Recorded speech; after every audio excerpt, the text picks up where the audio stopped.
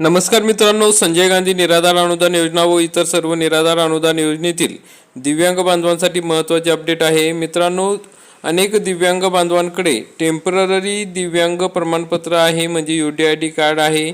यामध्ये दिव्यांग बांधवांची कोणतीही चूक नसताना त्यांना 2,500 रुपये हे त्यांना मिळत नाही, पेन्शन मिळत नाही. तर त्या संदर्भात महत्त्वाचे अपडेट आहे. अनेक दिव्यांग बांधवांनी आपल्याला प्रश्न विचारले आहे की सर, आमचं टेम्पररी दिव्यांग प्रमाणपत्र आहे, आम्हाला हप्ता मिळत नाही किंवा पेन्शन मिळत नाही, तर आम्ही काय करावे? तर त्या संदर्भात आपण सविस्तरपणे माहिती बघूया. तरी मित्रांनो, शेवटपर्यंत व्हिडिओ बघा आणि चॅनलवरती नवीन असाल तर चॅनलला सबस्क्राईब करा. मित्रांनो, राज्य शासनाच्या सामाजिक न्याय व विशेष सहाय्य विभागामार्फत पात्र लाभार्थ्यांना दरमहा आर्थिक मदत दिली जाते. तर यामध्ये दिव्यांग लाभार्थ्यांना दरमहा 2,500 रुपये व इतर लाभार्थ्यांना 1,500 रुपये अनुदान थेट त्यांच्या बँक खात्यात DBTद्वारे दिले जाते. तर मित्रांनो, आता 31 जुलै ही तारीख सर्व लाभार्थ्यांसाठी अत्यंत महत्त्वाची होती. तिथपर्यंत आपल्याला काही कागदपत्र जमा करायचे होते, परंतु आता 15 ऑगस्टपर्यंत आपल्याला कागदपत्र जमा करण्यासाठी मुदतवाढ दिलेली आहे. तर या 15 ऑगस्टपूर्वी सर्व कागदपत्र संबंधित तहसील कार्यालयात जमा करणे आवश्यक आहे, अशा सूचना सर्व तहसीलदारांनी दिलेल्या आहे.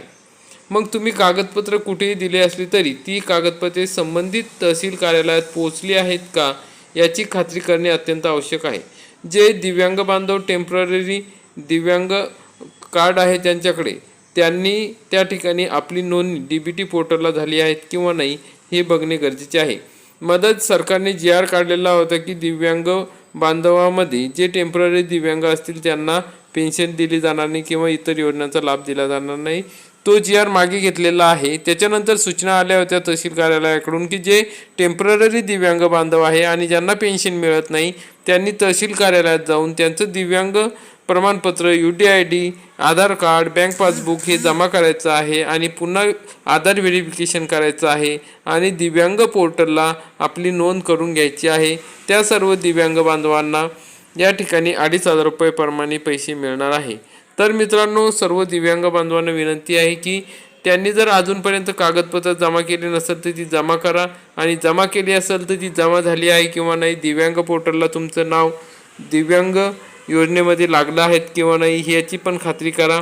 कारण की मित्रांनो, आता महा DBT2 हे नवीन पोर्टल सुरू झालेलं आहे. तर त्यामध्ये आपल्याला त्या ठिकाणी कळणार आहे. ज्या लाभार्थ्यांनी यापूर्वी कागदपत्रे जमा केली आहेत त्यांनी एकदा तहसील कार्यालयात चौकशी करून घ्यावी की पुन्हा कागदपत्रे जमा करण्याची आवश्यकता आहे का.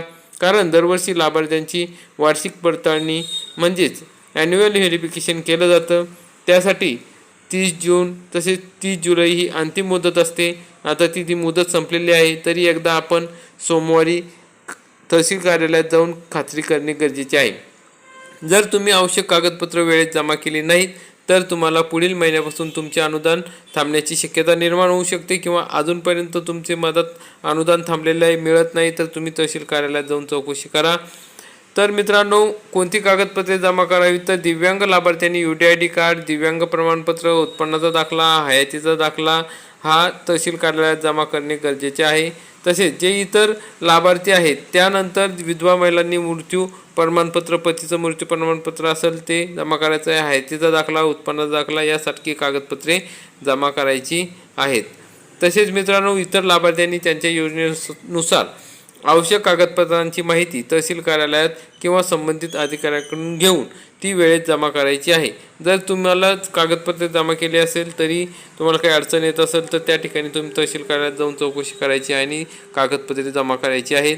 तर मित्रांनो, आधी आपले SAS MahaIT हे पोर्टल होतं, आता पोर्टलमध्ये बदल झालेला आहे. DBT2.Maharashtra.gov.in हे पोर्टल सुरू करण्यात आलेलं आहे. त्यानुसारच आता सर्व दिव्यांग बांधवांना या ठिकाणी लाभ वितरण करण्यात येणार आहे.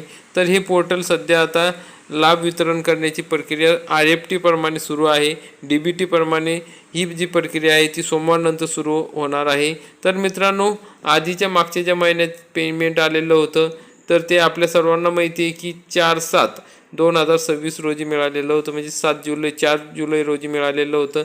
आता 10 ऑगस्ट आले तरी आपल्याला पेमेंट मिळालेले नाही, म्हणजे 1 महिना होऊन गेला तरी अनेक लाभार्थ्यांना पैसे मिळालेले नाही. तर काळजी करू नका, सोमवारपासून पुढील आठवड्यात 100% आपल्याला हे पैसे मिळणार आहे, सर्व लाभार्थ्यांना मिळणार आहे, अशी माहिती वरिष्ठ स्तरावरून कळालेली आहे.